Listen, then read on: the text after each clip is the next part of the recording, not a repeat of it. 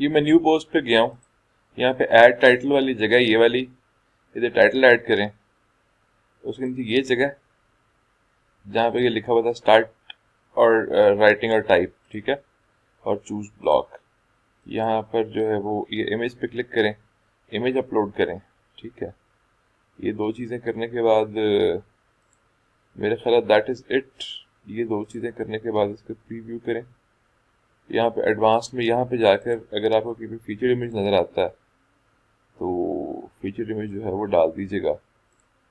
और बस ये दो चीज़ें करके देखें कुछ होता है कि नहीं होता, ठीक है।